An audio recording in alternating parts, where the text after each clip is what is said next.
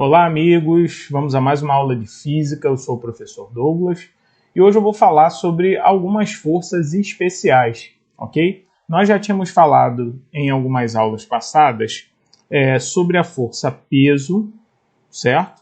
Que é a força da gravidade. O peso é massa vezes a aceleração da gravidade. Nós já tínhamos falado sobre a força normal.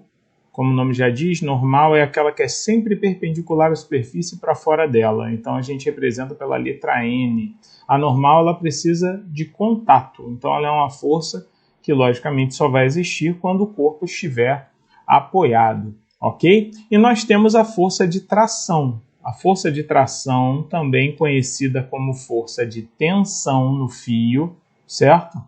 Essa força de tensão ou tração, ela só existe quando tem fio, tá? É representado pela letra T. Então, necessário é quando tem cabos, fios, tá certo? Quando isso acontece, nós temos a força de tração ou tensão, ok? A força de tração ou tensão, ela tem uma característica que é importante, né? Ela está sempre na direção do fio. Vou escrever aqui para os senhores. Na direção do fio, para fora do corpo e junto ao corpo. Então é importante que a gente saiba essas características dessas três forças que nós, e sempre junto, né? Perdão, aqui. Junto ao corpo. Então, como a gente já sabe dessas três forças importantes, né? O peso, a normal e a tração, né? Também chamada de tensão, são as forças que iniciam o nosso estudo nas leis de Newton. Então, agora eu vou falar de algumas outras forças especiais, tá? A primeira força que eu vou falar, senhores, é a força elástica, mais conhecida como lei de Hooke, né? Hooke, senhores, é um inglês, Robert Hooke. Ele foi um cientista mais ligado à área da biologia.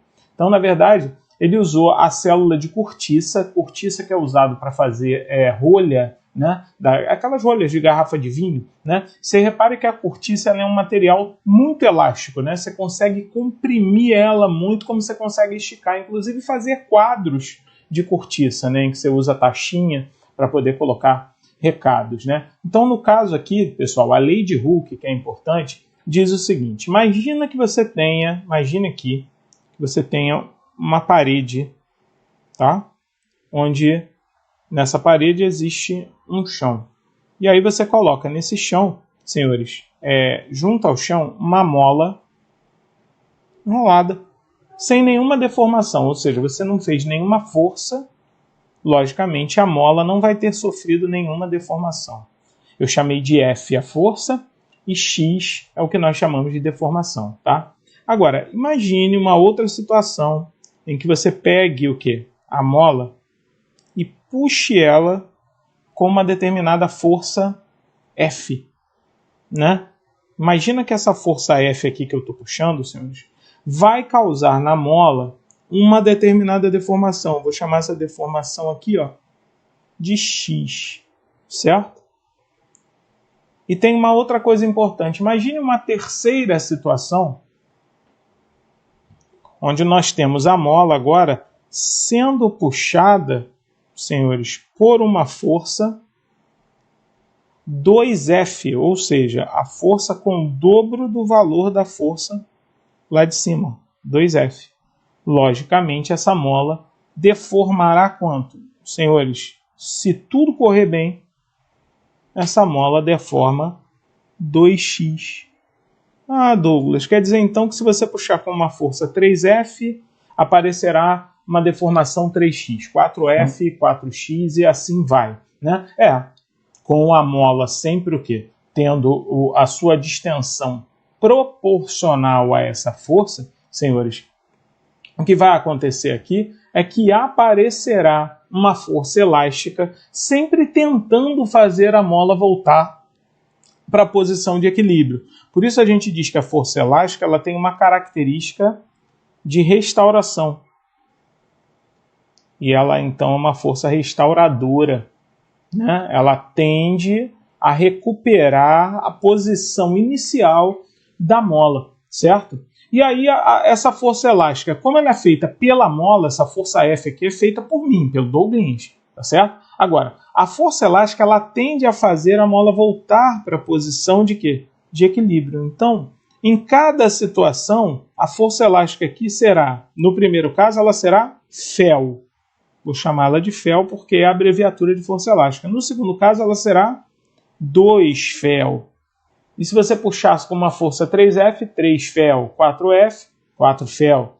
Então, se você disser que a força elástica, né, se a gente produzisse um gráfico da força elástica em função da deformação, ou seja, do X, nós teríamos, senhores, uma reta saindo da onde? Da origem. Sempre o gráfico da força o quê? Elástica seria uma reta saindo da onde? Da origem. E assim eu sei que a força elástica é bem fácil agora, porque ela é proporcional à deformação, ou seja, ao X. Por isso a Fel é igual a um K vezes um X, né? E aí a gente pergunta, Douglas, da onde surgiu esse K? Então, esse K, amigos, ele tem um nome especial. A gente chama ele de constante elástica da mola. Douglas, a constante elástica da mola, ela é uma característica diretamente ligada à mola, né? Isso quer dizer o quê? Se a mola tem uma grande espessura, né? Hein, pessoal? Se o fio que compõe a mola é grosso, né?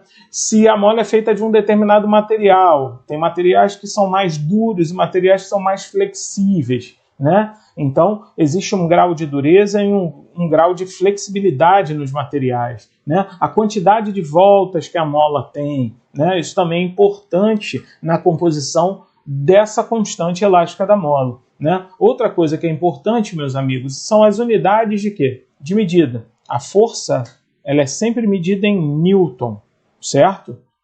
A deformação, que é o X, é sempre medida em quê? Em metro, né? E a constante elástica, senhores, se eu jogar um metro para lá, né, ela será medida em quê? Em Newton por metro. Então, tudo vai depender da unidade de medida do que eu estou trabalhando na força elástica, né? Por isso, Fel é igual a Kx. Outra coisa importante, meus amigos, vocês já aprenderam isso em matemática, né?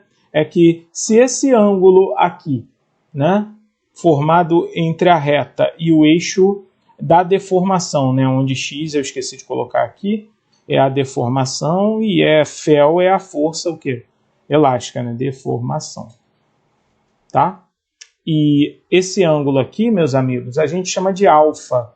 Nós temos que a tangente de alfa, que no caso é cateto oposto, que é a nossa Fel, não é isso? Aqui a Fel é a força elástica, né? Em função de quem? Da deformação, né? Que a gente chama de x. A gente diz que a tangente é Fel sobre x. E, logicamente, a tangente é igual à constante elástica de quem? Da mola, né? Ok, senhores? Isso é uma questão mais matemática. Então, vamos ver isso na prática, amigos. Olá, senhores, vamos ao nosso exemplo. Então, né, nós temos uma mola de 15 centímetros de comprimento inicial, na verdade, sem deformação. Isso aqui a gente chama de LO, que é o comprimento linear, certo? Daí a gente pendura nessa mola um corpo de massa 20 kg, ok? E aí o que acontece com a mola? Ela deforma até uma posição de 20 centímetros, né? Então ele quer saber aqui, ó, ele diz para você que o comprimento final é 20 centímetros. Com esses dados, o comprimento inicial que é 15, o comprimento final que é 20, eu consigo pegar a deformação da mola que é só de 5 centímetros. Mas por que a mola deforma? Porque existe aqui no corpo uma força que puxa ele para baixo. Essa força se chama peso, né? Lembrando que o peso é massa vezes a aceleração da gravidade. E quando a mola estica, vai existir uma força restauradora, contrária ao sentido de movimento da mola. No caso, como a mola é distendida, então ela vai ter uma força né, no sentido contrário à sua distensão, essa força é o que a gente chama de força elástica. Inclusive, nós sabemos calcular essa força. Ela é igual a K, que é a constante da mola, vezes o X. Reparem que na questão ele pede para você o seguinte: sabendo que o corpo ele fica em equilíbrio, né, isso aqui é o exemplo que eu estou criando para você, tá? No equilíbrio, o que acontece, senhores? Eu quero saber a constante da mola em newtons por metro. Bom, para começo de conversa, eu já estou observando aqui o seguinte: para que o corpo fique em equilíbrio, é porque as forças que estão agindo para baixo, que no caso é o peso, anulam as forças que estão para cima, que é a força elástica. Logo, para que o meu sistema fique em equilíbrio, o que tem que acontecer? A força elástica tem que ser igual ao peso. Certo, meus amigos? Uma coisa importante é que a deformação da mola está em centímetros. Temos que passar para quê?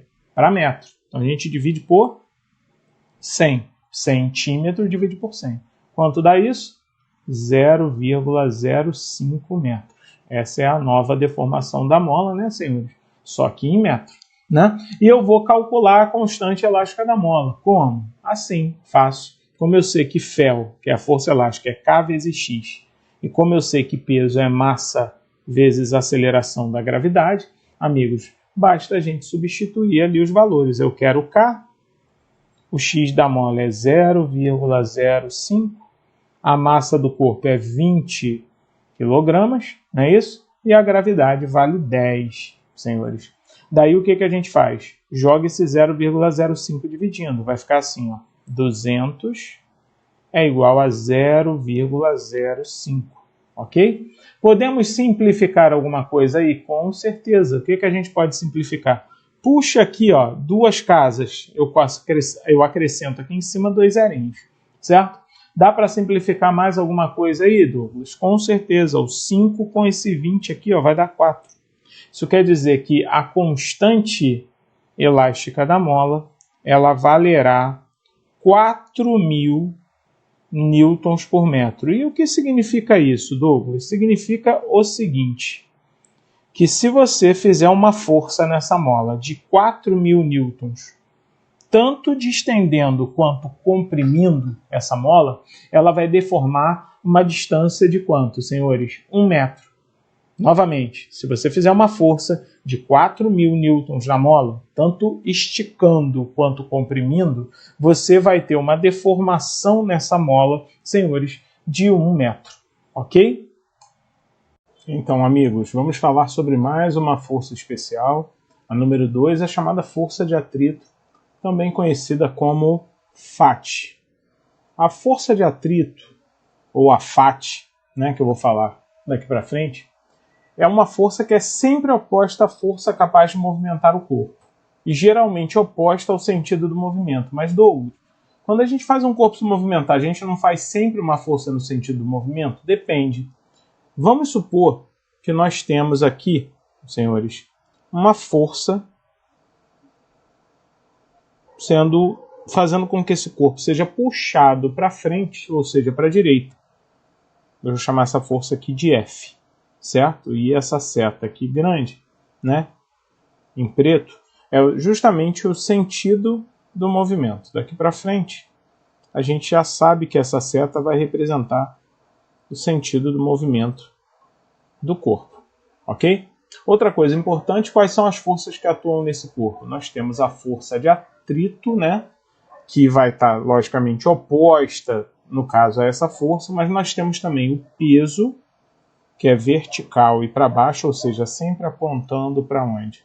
Para o centro da Terra, não é isso? E nós temos a reação normal de apoio. Essa é importantíssima, né? Porque a força de atrito, senhores, é uma força de contato. Então, se alguém falar para você que existe atrito sem contato, isso está errado, né? Então, a gente diz que essa força é uma força de contato, certo? Tem que haver contato, logicamente tem que haver reação normal de apoio, né? Que nesse caso aqui, ó, reparem, é sempre igual ao peso, tá?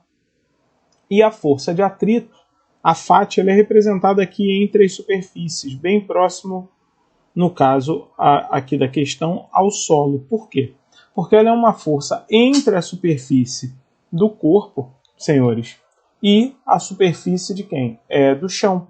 Então, na verdade, a gente desenha a força de atrito com esse sentido, que naturalmente aqui, ó, combina como geralmente oposta ao sentido do movimento. Então, ela está oposta aqui ao sentido do movimento, já que a força F é no sentido do movimento. Ok, amigos? A força de atrito, então, ela depende da normal, Douglas? Sim, ela depende da normal. Por isso, o seu cálculo é feito da seguinte maneira. A FAT é igual ao coeficiente de atrito vezes a normal. Douglas, que raio de coeficiente de atrito é esse aqui?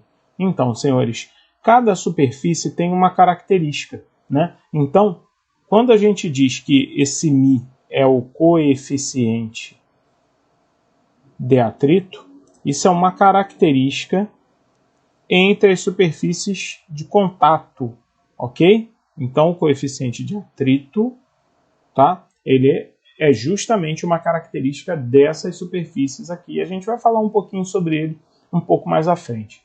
Então, coloquei aqui alguns exemplos, né, de força de atrito, tá?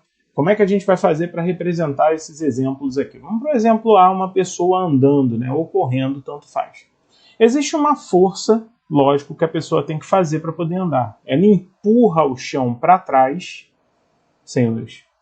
E, lógico, o que acontece?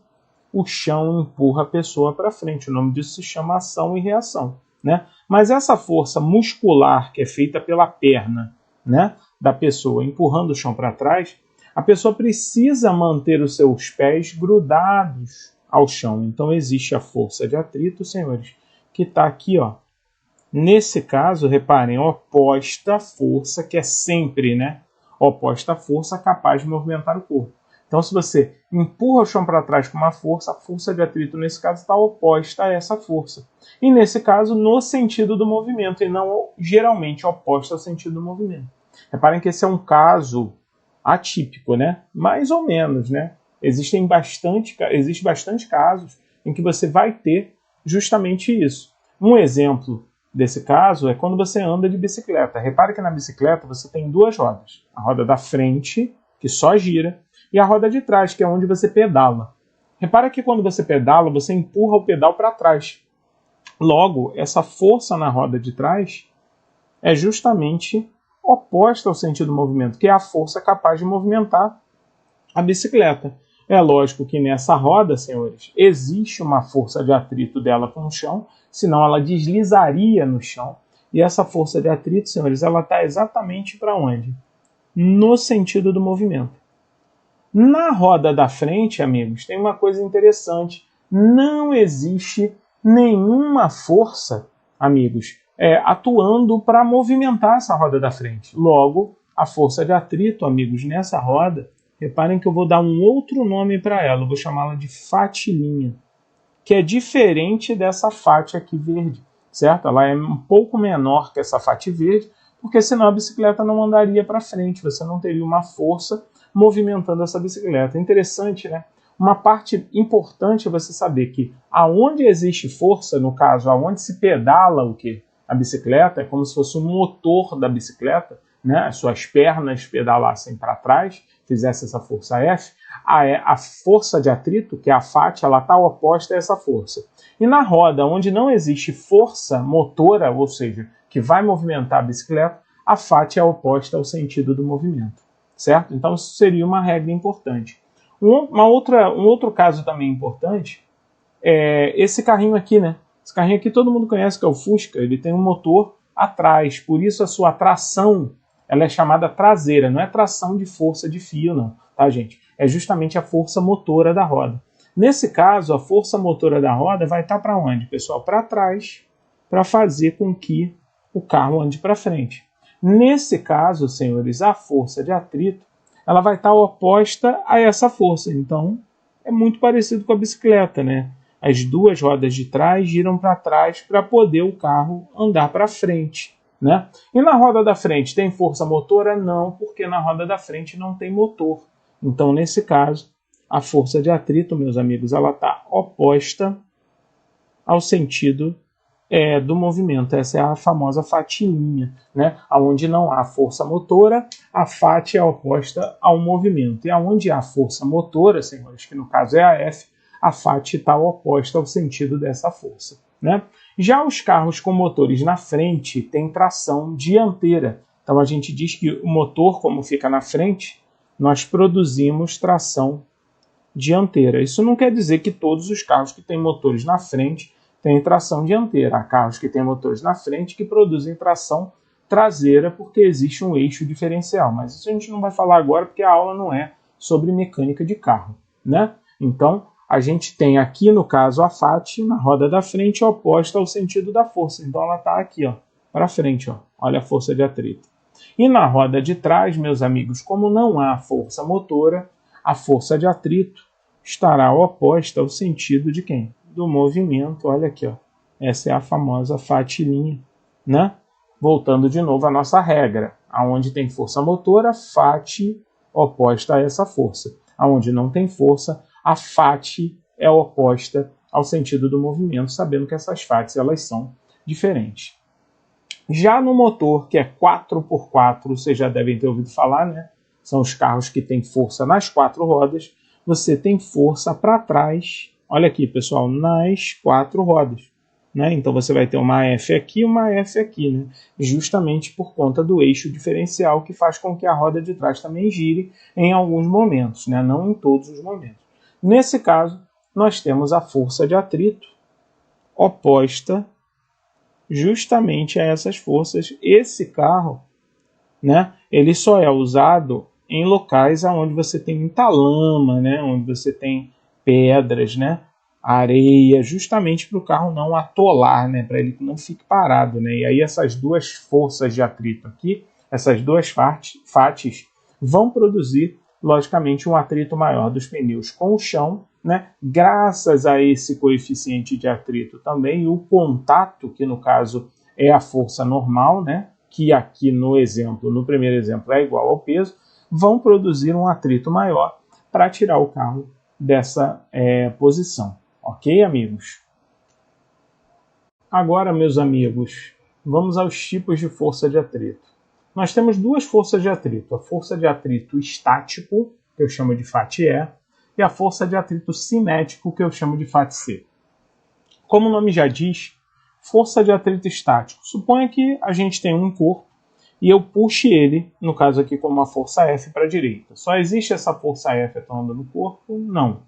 Nós temos o peso, que é vertical e para baixo, e esse corpo ele está apoiado sobre a superfície, então existe a normal aqui, ó, perpendicular à superfície, que na verdade a normal e o peso aqui elas se anulam, né, amigos? Logicamente elas são iguais, então a normal é igual ao peso. Logo a FAT, a força de atrito, ela vai estar oposta ao sentido do movimento. Douglas, mas como o nome já diz, né, essa força de atrito aqui ela será uma força de atrito estático, senhores, se a F for igual a essa FAT. Enquanto o corpo estiver parado, senhores, a força de atrito será igual à força de atrito estático máximo até o ponto em que o corpo ele fica na iminência do movimento. Se alguém falar isso para você, esse termo iminência, significa que o corpo está prestes a se movimentar. Então, iminência do movimento, tá? Nós sabemos que, nesse caso aqui, a força de atrito estático, senhores, ela é máxima. E no caso da força de atrito estático ser máxima, a gente calcula assim, ó, é o coeficiente de atrito estático vezes a normal. Douglas, mas ela não é sempre calculada como sendo coeficiente de atrito estático vezes a normal? Não. Imagina que você faça uma força aqui de 0 newton, a força de atrito é 0. Se você não vai conseguir movimentar o corpo. Se você fizer uma força de 10 newtons, a força de atrito estático vai ser 10 se você também não conseguir movimentar o corpo. Se você fizer uma força de 20, a força de atrito vai ser 20 se você não conseguir movimentar o corpo. E assim vai, até que você chegue no ponto onde o corpo está prestes a se movimentar. Ou seja, ele está na iminência do movimento. Então, vou colocar aqui, ó, prestes a se movimentar. certo? Então essa é a condição para que o corpo esteja na iminência do movimento, ok? Ou seja, a fat estático vai ser μ vezes normal e ele vai dar o coeficiente de atrito estático para você, ou vai pedir, dependendo da questão. E nesse caso, a F será sempre igual a fat, porque o corpo estará em repouso. Logo, a F anulará sempre a fat. Ah, Douglas, e depois que ele entrar em movimento? Amigos, depois que ele entrar em movimento, aí sim, nós chamamos a força de atrito de cinético. Aí a gente chama de fat C. Quais são as forças que atuam no corpo? Fácil, né? Vamos lá. Desenhando elas, nós temos o peso vertical e para baixo. Nós temos a normal perpendicular à superfície. Nesse caso, a normal e o peso vão se anular. Certo, amigos? E nós temos aqui, então, a força de atrito cinético contrária ao sentido da força, que aqui nesse exemplo, senhores, está oposta também, geralmente, né, que a gente fala geralmente, oposta ao sentido do movimento, que no caso aqui é para a direita, correto? E aí, se o movimento for uniforme, aí é bem interessante, porque eu posso tirar aqui a força resultante. Como eu sei que a força resultante é massa vezes aceleração, então a gente ficaria com F menos fat cinético, né, é igual a massa vezes aceleração. Mas como o movimento é uniforme, a velocidade é constante, meus amigos, diferente de zero, mas a aceleração, senhores, essa sim é zero. E se a aceleração é zero, todo esse termo aqui é igual a zero, porque m vezes zero vai ser zero. Sendo assim, a F é igual a fat cinético. E aí, a gente tem uma coisa para contar, eu tenho uma coisa para contar para vocês. A força de atrito cinético, ela é calculada como sendo o coeficiente de atrito cinético vezes a normal. E o coeficiente de atrito cinético, senhores, tem uma particularidade. Geralmente, o coeficiente de atrito cinético ele é menor que o coeficiente de atrito estático. Isso aqui é uma condição, tá, que é dada, porque a partir do momento que você consegue movimentar o corpo, a força de atrito ela cai. Então há uma redução da força de atrito. Então quando o movimento é uniforme, Douglas, significa que F, a força F, vai ser igual a fat cinética se ele ainda estiver em movimento. Já quando o movimento é uniformemente variado, aí sim, nós temos um valor de aceleração, meus amigos, constante, só que nesse caso constante e diferente de quê? De zero. E aí a resultante, que é, nesse caso, senhores, F menos a fat, né? Nesse caso vai ser F menos fat, até porque há movimento, né? Vai ser igual a massa vezes a aceleração, né? Como eu escrevi em cima, só que a aceleração, como é diferente de quê? De zero, então nós teremos o quê? Movimento, correto? Encerrando então, senhores, eu vou falar agora um pouquinho sobre o gráfico da FAT, né? Imagine que você tem uma pessoa, né? E essa pessoa ela esteja empurrando um carrinho, né? Ela vai fazer, lógico, nesse carrinho uma força F, né? A força que ela vai fazer para empurrar o carro. É lógico que no carro existem outras forças. Quais são elas? O peso vertical e para baixo, voltado para o centro da Terra, né? Nós já falamos sobre isso. E a força normal perpendicular a quem? A superfície, formando sempre ângulo de 90 com a superfície de apoio, né? Nesse caso aqui, a normal e o peso vão se anular, porque a superfície é horizontal, não vai haver movimento na linha vertical, né? E aí nós vamos ter a força de atrito, aonde, Douglas? Dos pneus com o chão, contrária ao sentido de quem? Do movimento produzido, correto? Nesse caso aqui, ó, o sentido da força capaz de movimentar o corpo, que coincide nesse caso, né? Bom, voltando a falar daquela coisa, né, daquela condição. Se a pessoa não fizer uma força suficientemente grande para vencer a força de atrito estático máximo, porque essa força de atrito aqui é uma força de atrito genérica, tá? Ela pode fazer com que o corpo fique parado ou que o corpo tenha movimento, tá?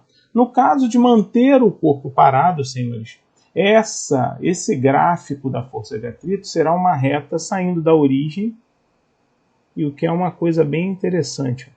O ângulo aqui formado por essa reta e o eixo ou da FAT ou o eixo da F que você está fazendo aqui, será um ângulo de 45 graus. Por que, Douglas? Porque enquanto não houver movimento, senhores, a força F será igual à força de atrito, até que ele chegue aqui, ó, no ponto máximo, onde a força de atrito estático, senhores, ela é máxima. E nesse caso, o corpo está na iminência do movimento, ou seja, prestes a se movimentar. A partir do momento em que você fizer uma força um tanto maior que essa força de atrito estático máximo, o que acontece com o corpo? Ele entra em movimento. A partir, senhores, de um determinado ponto mais baixo, olha, reparem que esse sentido vai ser já que tipo de força de atrito? Nesse caso, a força de atrito, ela passa a ser atrito cinético, certo? Porque o corpo vai manter o seu movimento, né? Lembrando, senhores, que essas duas forças elas são calculadas de forma diferente, tá certo? Aqui é μ cinético vezes a normal, certo? Onde a normal é igual ao peso. E aqui na força de atrito estático máximo, senhores, nós também calculamos de uma maneira diferente. É o μ estático vezes a normal. Nesse caso, aqui é só quando o atrito for o quê? O atrito estático for máximo. Ok, amigos? Então, basicamente, esse é o gráfico da FAT, da força FAT, em função da força, o quê, senhores? Da força F exercida onde? No corpo para poder movimentar ele. Ok, amigos? Então, senhores, eu vou falar basicamente dessas duas forças só nessa aula, né? Espero que vocês tenham gostado, ok? Um grande abraço e até a próxima, senhores.